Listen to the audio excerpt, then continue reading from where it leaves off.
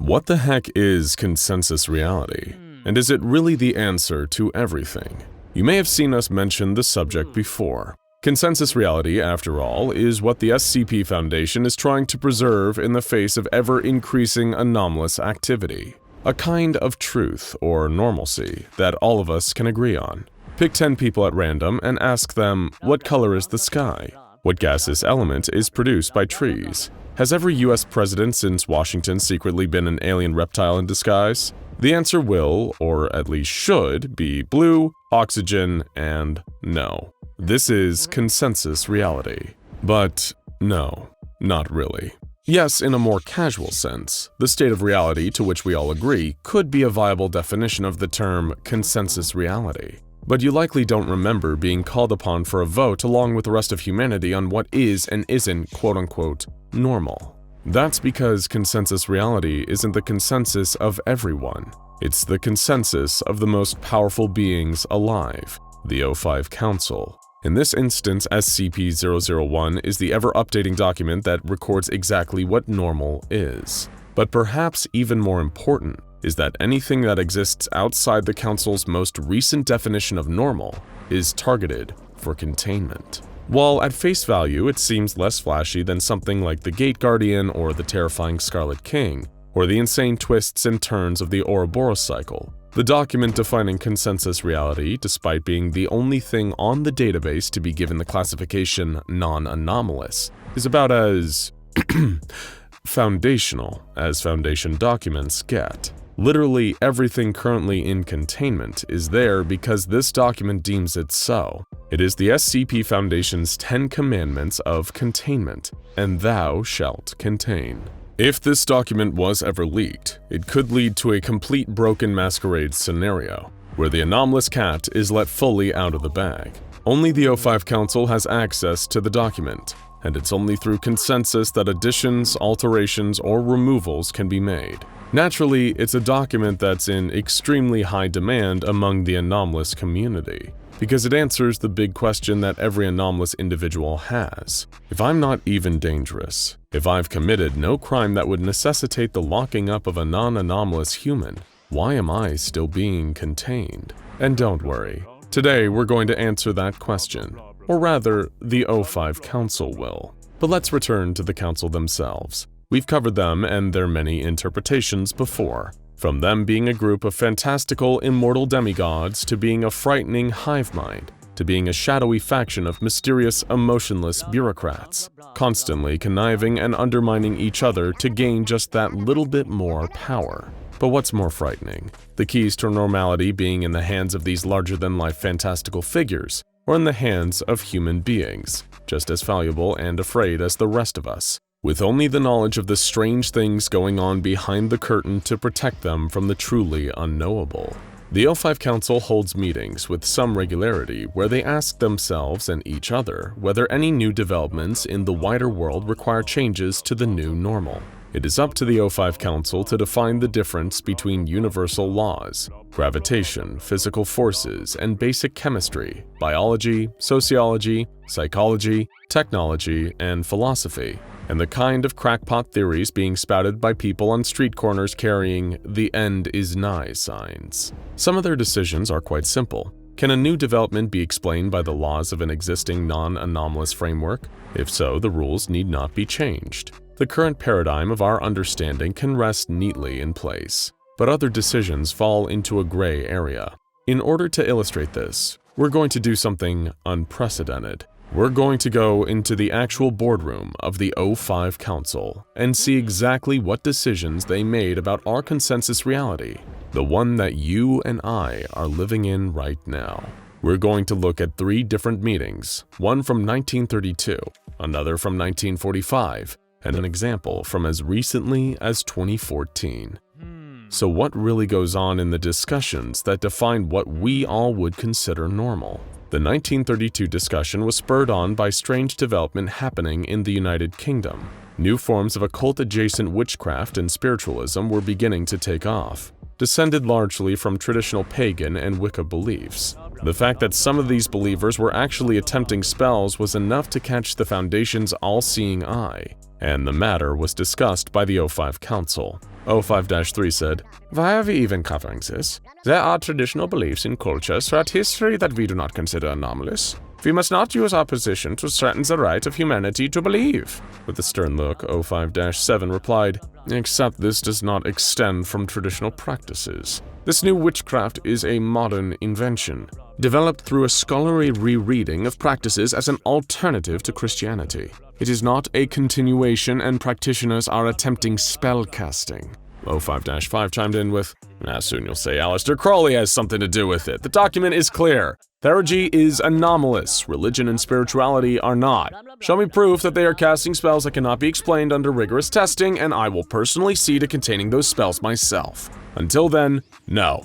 Just as the lemma is allowed, so shall this witchcraft. For God's sake, we'll allow Satanism as long as they aren't channeling demonic energies." 05-1, the most senior member of the council, nodded and said, "Agreed. Furthermore, we will need all the faith we can muster against the Theurgic traditions. We never know when a new faith will assist in our cause." No updates to consensus reality were made. In 1945, an event of far greater magnitude took place. The use of terrifying new weapons by the US military in Hiroshima and Nagasaki that resulted in the deaths of over 200,000 people. The council converged to discuss the earth-shattering event and what their reaction to it should be. Shaking, 05-2 said, "Thank you for responding to my emergency call.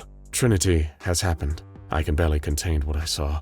It was like the sun rising from the desert sand, a dawn of destruction and fire that lasted for miles around. I cannot believe that such an explosion could ever be seen as possible.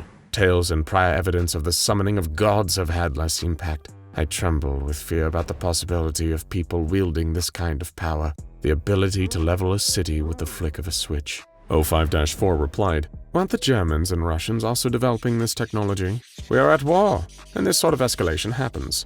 05-5 said, "May I remind my esteemed colleagues that we are not at war? The United States, Japan, they are at war. We are not nations. Now, the question stands, is this anomalous? Do the physical effects follow from the mathematical concepts?" 05-7 said, "They do follow. Scientific testing was completed each and every step of the way to reach this point. I do not believe this is anomalous, no matter how frightening the repercussions are." 05-2, still understandably worked up, said, "What, you're just going to let people hold on to the keys to their own destruction? We have fought tooth and nail to keep such capabilities out of the reach of man, and now you're saying we should abandon our purpose?" 05-5 said, "We do not prevent destruction. We sequester the anomalous. And as long as we agree that the test was arrived through diligent scientific process available to anyone..." But 05-2 simply wasn't having it. He shot back, "Available to anyone? Listen to yourself, man! Can you imagine a future where any 2-bit dictator chooses to unleash the fire of 1,000 suns wherever he wishes? Maybe the problem isn't with the equations. Maybe the whole of nuclear physics is anomalous itself." 05-1 once again brought his own level-headed perspective to the table. "Enrico Fermi has already received a Nobel Prize for his work on transuranic elements and radioactivity. We can't just secure nuclear physics from the world. Radioactivity is everywhere, and we end up causing more contradictions when we try to send ourselves back to the Dark Ages. Try explaining chemistry without referring to covalent bonds. Try explaining biology. Nuclear physics is here to stay, and we had better get used to the consequences of this, no matter how terrifying this will be for the planet and for humanity." With a rattling sigh, 05-2 once again took a seat, murmuring, "May God have mercy on our souls." In the aftermath of this debate, the document on consensus reality was altered to reflect these new developments in nuclear physics, as frightening as they were. I think we can all form a consensus on the fact that one-off murder is a less depressing subject than mass murder, and it was a single murder that led to the O5 Council discussing the concept of worms that walk in 2014. 05-6 came to the table with, "For those unfamiliar with the topic, the worm that walks is a trope in which a character is actually a writhing hive mind of worms generally held together as a single mass. We're not here to discuss this trope. Instead, we are here to discuss the recent conspiracy that has arisen from it.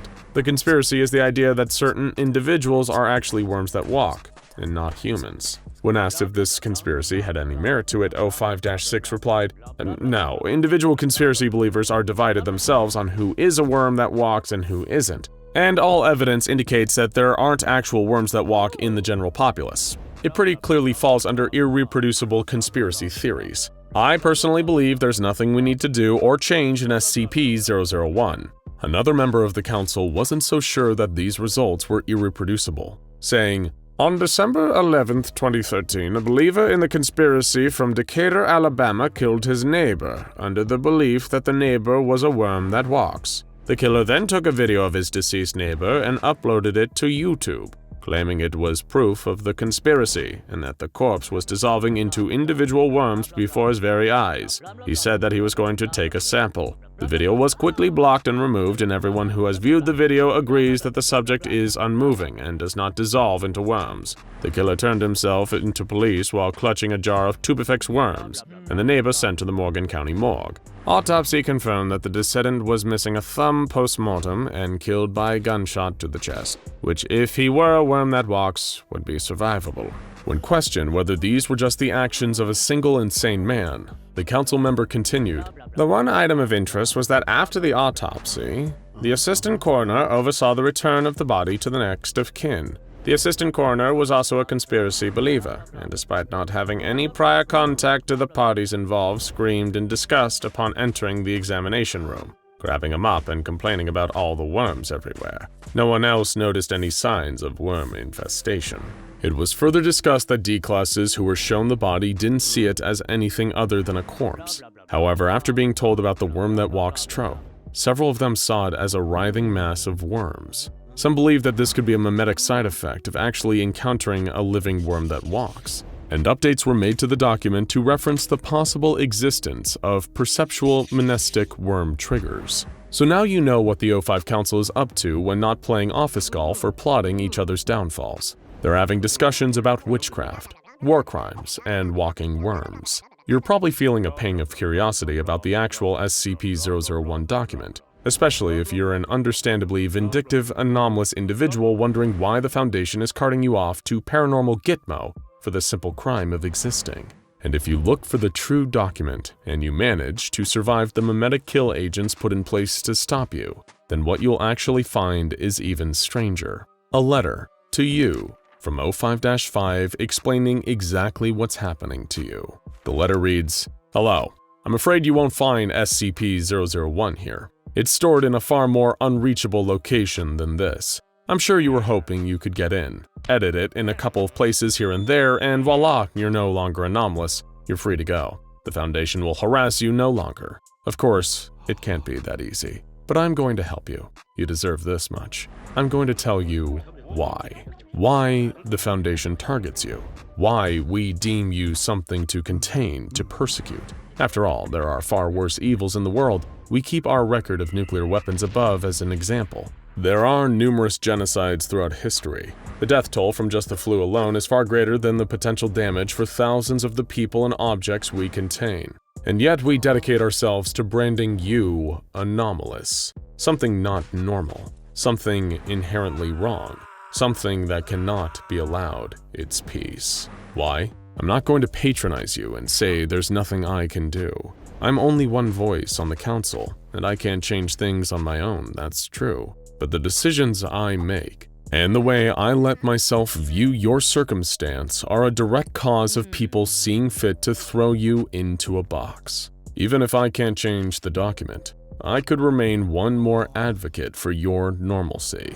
After all, humanity has believed in ghosts and spirits for thousands of years. We all believe in the monster under our beds when we were children. These phenomena are very real, and very much a part of the way the world works. Why can't we just declare them normal? Why won't I free you from your torment? It's because we aren't only here to secure, contain, and protect the world. We're here to secure, contain, and protect you. The defining feature of the anomalous is that it cannot be explained through simple scientific testing.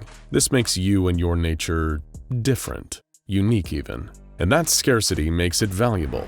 But that doesn't mean that your value is something everyone can appreciate. Sometimes it can only be appreciated by those who would use it against you. The scarcity is also the tool by which a monster can exploit you. Others aren't familiar with your anomaly and won't respond to descriptions about it as real. This gives opportunity to nefarious individuals to exploit the lack of knowledge and use you as an eldritch pawn to their pleasure. They can isolate you, consume you, make your anomaly their lever to destroy, slake a sadistic thirst with your existence. I'm sure you've seen it happen. Someone is different. Their desires, needs, their reality forces them to be ostracized by the world at large. They're left alone, probably not friendless, but sidelined, starved for connection. That's when someone swoops in, promising greatness, but only offering that connection you crave through consumption of you, destruction of your world, perversion of your reality. You fight back, try to tell someone of your plight, but others respond, "Oh, that can't be happening, that's not real. You must be mistaken." You are alone in your anomaly and left to suffer. We can't let that happen. Yes, go ahead, point out that we're isolating you at least as well, slowly consuming you and your existence just as surely as some abuser might wish to burn you up.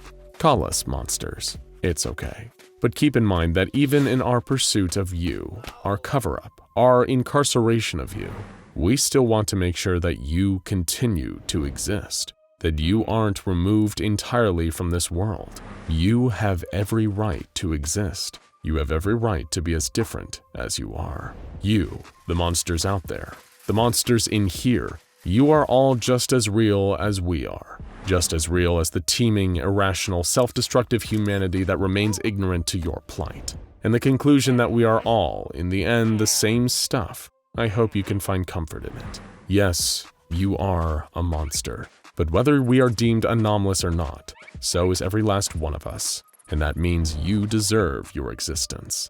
We secure you, we contain you, we protect you. And even if you still don't get why I'm doing this, please understand that I still love you. Now go check out Children of SCP-001 The Scarlet King. Is SCP-999 really his son? And SCP-001 Ouroboros Cycle The Full Story Compilation for more perspectives on the ever-elusive SCP-001.